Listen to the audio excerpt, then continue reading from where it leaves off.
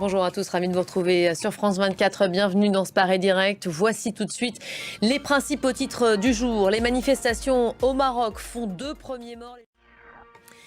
Le climat s'est donc encore nettement dégradé. Hier soir au Maroc, la violence a subitement franchi un cap près d'Agadir quand les gendarmes ont ouvert le feu pour repousser un assaut des manifestants. 2 personnes ont été tuées, 2 autres blessées. Et deuxième acte aujourd'hui pour le sommet de Copenhague. La cinquantaine de chefs d'État et de gouvernement européens rassemblés depuis hier se retrouvent de nouveau. Un pétrolier a été arraisonné, vous le savez, au large de Saint-Nazaire par la marine française. À bord du navire, 2 personnes ont été interpellées. Emmanuel Macron demande aujourd'hui à ce qu'il y ait plus de contrôle. Oui.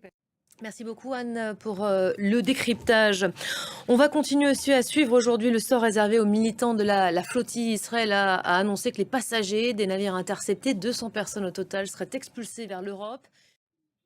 Et le coup d'envoi d'une nouvelle journée d'action en France. L'intersyndicale tente de mobiliser de nouveau aujourd'hui pour réclamer plus de justice fiscale. Il y a une volonté de se faire entendre aujourd'hui dans cet entre-deux très politique.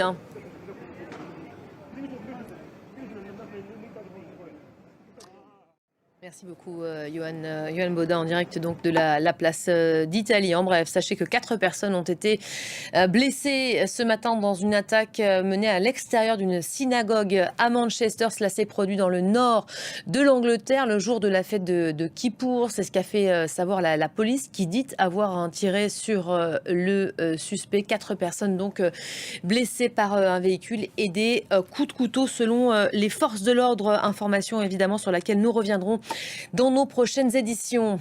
L'équation budgétaire qui crée des remous outre-Atlantique également à la une aujourd'hui. Faute d'accord au Congrès, les robinets restent coupés à destination des administrations fédérales. Voilà pour l'essentiel de l'actualité aujourd'hui. Merci de nous avoir suivis. D'autres infos à suivre tout de suite sur France 24.